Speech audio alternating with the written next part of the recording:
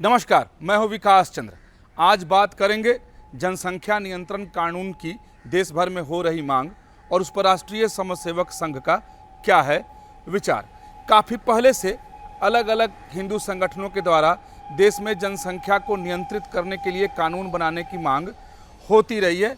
दूसरे संगठन भी ऐसी मांगे करते रहे हैं कि जिस तरह से देश की जनसंख्या बढ़ रही है और देश के तमाम अलग अलग हिस्सों में जनसंख्या का संतुलन बिगड़ रहा है, उसको देखते हुए अब केंद्र सरकार को एक ऐसी नीति लानी चाहिए या कानून बनाना चाहिए जो जनसंख्या को नियंत्रित कर सके और जो डेमोग्राफिक चेंज हो रहा है यानी जनसंख्या संतुलन जो खराब हो रहा है उसको नियंत्रित कर सके। तो इस तरीके की मांग काफ़ी पहले से होती रही है।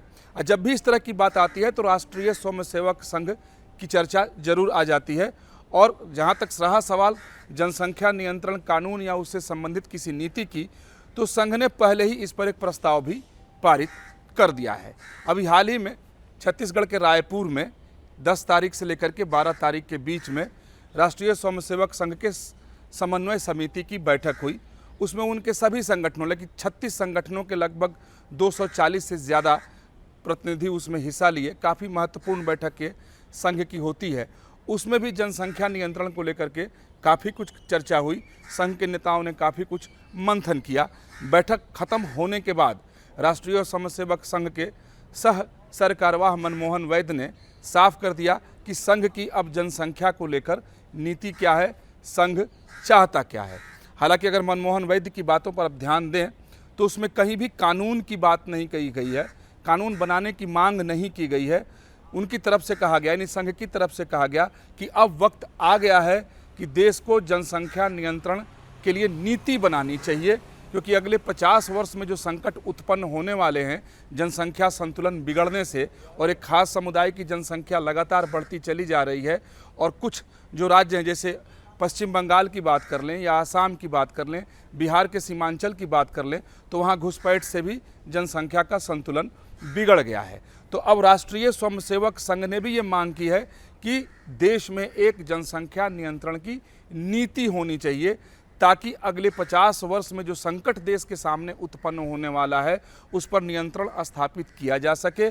जो समस्या खड़ी होगी और जो चुनौती खड़ी होगी उससे देश पहले ही निपटने के लिए तैयार हो जाए। हालांकि राष्ट्रीय स्वयंसेवक संघ से जुड़े हुए संगठन बहुत पहले से इसकी मांग करते रहे हैं, लेकिन कुछ दिनों से इसकी मांग अब बहुत ज़्यादा होने लगी है। और ऐसा कह सकते हैं कि तमाम दूसरे संगठनों के दबाव भी राष्ट्रीय स्वयंसेवक संघ पर देखा जा सकता है जनसंख्या नियंत्रण नीति और कानून को लेकर।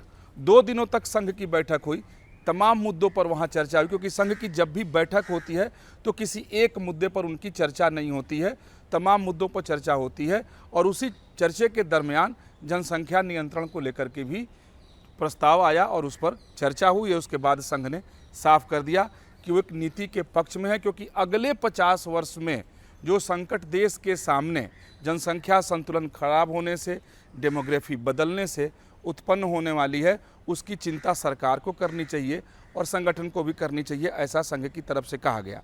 एक और बात यहाँ विशेष ध्यान देने वाली बात है कि विजयादशमी के मौके जब राष्ट्रीय स्वयंसेवक संघ के सरसंघ चालक मोहन भागवत अपना वक्तव्य रख रहे थे, तो उस दरमियान भी उन्होंने जनसंख्या नियंत्रण की नीति की वकालत की थी और कहा था कि अब देश की ज़रूरत है कि जनसंख्या नियंत्रण की नीति बने।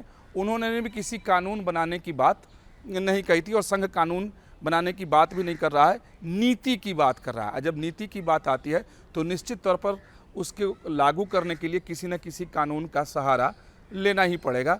तो यानी एक कानून की ही बात संघ की तरफ से की जा रही है, ताकि जनसंख्या जिस तरीके से बढ़ रही है, संसाधन घट रहे हैं, क्योंकि संघ जिस जनसंख्या नीति की बात कर रहा है तो संघ उसके पीछे तमाम दलीलें भी रखता है। संघ की पहली दलील यह है कि जिस तरीके से जनसंख्या बढ़ रही है एक खास समुदाय की और दूसरे समुदाय की जनसंख्या में कोई बढ़ोतरी नहीं है, तो उससे संतुलन तो बिगड़ेगा ही, साथ ही देश के पास संसाधन कम है और उस पर लगातार दबाव बढ़ते चला जा रहा है।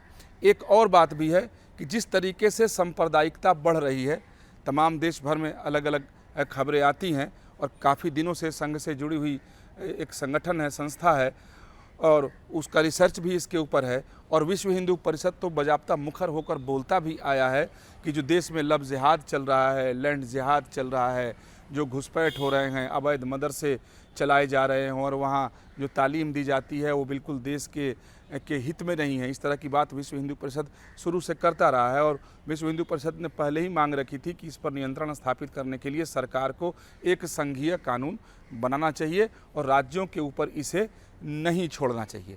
अब संघ ने प्रस्ताव पारित करके ये मांग कर दी है कि जनसंख्या नियंत्रण के लिए नीति बनाई जाए, ताकि संघ बार बार इस बात का हवाला दे रहा है और देता भी पीछे रहा है कि अगले 50 वर्ष को निशाने पर रखकर, ध्यान में रखकर नीति बनाई जानी चाहिए, क्योंकि आज जो देश की जनसंख्या है और आज जो जनसंख्या का संतुलन है वो अगले 50 वर्ष बाद ऐसा नहीं रहेगा। और इसके पीछे हिंदू जनसंख्या की चिंता संघ की तरफ से की जाती है और ये भी आंकड़े भी रखे जाते हैं कि हिंदुओं की जनसंख्या बढ़ने का जो प्रतिशत है उसके मुकाबले मुस्लिम समाज और दूसरे लोगों की जनसंख्या जो बढ़ रही है वो काफ़ी तेज़ी से बढ़ रही है।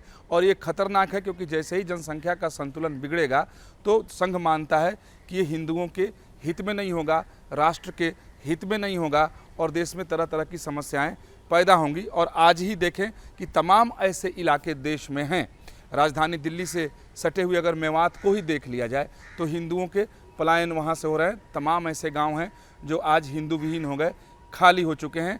ये जनसंख्या संतुलन बिगड़ने का ही नतीजा है। पश्चिम बंगाल में चले जाएं तो जो बांग्लादेश से जो ज़िले लगे हुए हैं वहाँ यही स्थिति दिखाई देती है कि गाँवों में हिंदू बहुत कम बचे हैं। वो कहाँ गए, किधर जाकर वो बस गए, ऐसी कोई जानकारी नहीं है। लेकिन गाँव में अब हिंदू नहीं है, हिंदू विहीन हो चुके हैं तमाम गाँव जो पश्चिम बंगाल और बांग्लादेश की सीमा पर है। उसी तरीके से अगर बिहार की बात की जाए तो बिहार के सीमांचल के तमाम ऐसे ज़िले हैं जहां जनसंख्या संतुलन अभी ही बिगड़ चुका है और वहां से भी पलायन जारी है। तमाम ऐसी बातें हैं जिसको देखते हुए राष्ट्रीय स्वयंसेवक संघ ने एक बृहद जनसंख्या नियंत्रण नीति बनाने की मांग रखी है और संघ का साफ मानना है कि अब देश की आवश्यकता है कि जनसंख्या को नियंत्रित किया जाए, संतुलित किया जाए। नहीं तो जो स्थिति आज असम की है, पश्चिम बंगाल की है, बिहार के सीमांचल की है और उत्तर प्रदेश के वो ज़िले जो नेपाल की सीमा से सटे हुए हैं, वहाँ जिस तरीके से जनसंख्या का संतुलन बिगड़ा है, यह आगे आने वाले वक्त में बहुत बड़ी संकट पैदा करने वाला है। तो इसलिए अब संघ चाहता है कि इस पर नीति बन जाए और वो भी 50 साल आगे को ध्यान में रखकर बने, ताकि देश सुरक्षित रहे। तो अब कहा जा सकता है कि अब तक तो अलग अलग संगठन इस पर मांग करते रहे हैं। मसलन हिंदू जागरण मंच ने अपनी बात रखी, विश्व हिंदू परिषद की तरफ से मांग की जाती रही है, बजरंग दल से की तरफ से ये मांग की जाती रही है, दूसरे जो अन्य हिंदू संगठन हैं, हिंदू सेना की तरफ से ये मांग की जाती रही है। लेकिन अब संघ ने ही ये मांग देश के सामने रख दी है। तो अब देखने वाली बात होगी कि चूँकि ये संघ की तरफ से ये मांग रखी गई है तो अब केंद्र सरकार इस पर किस तरह से अमल करता है, केंद्र सरकार की क्या प्रतिक्रिया होती है, ये तो बाद की बात है। लेकिन अब जब संघ इस मैदान में उतर गया है तो इस बात की अब उम्मीद जताई जाने लगी है और जो जानकार हैं, जो संघ के कार्यपद्धति को जानते हैं, तो उनका मानना है कि जब संघ ने कह दिया तो निश्चित तौर पर ये केंद्र पर दबावकारी होगा, यानी केंद्र पर ये अपने आप इसका दबाव बढ़ जाएगा कि वो इसको लेकर करे। और केंद्र सरकार की अगर बात कर लें तो जो जानकारी मेरे पास तक है उसके मुताबिक केंद्र सरकार भी इसको लेकर काफ़ी दिनों से विचार कर रहा है, क्योंकि जिस तरीके से राजस्थान में या दक्षिण भारत में, केरल में जो स्थिति उत्पन्न हुई है और जो आए दिन क्लैश होते रहते हैं, झगड़े होते रहते हैं, उसको देखते हुए भी केंद्र सरकार कई तरह की रिपोर्ट मंगा चुका है। और संघ तो लगातार इस पूरे मामले पर रिसर्च भी करता है। संघ के तमाम दूसरे संगठन पूरे देश भर से आंकड़े भी इस पर जुटा करके अपनी रिसर्च को आगे बढ़ाते रहते हैं।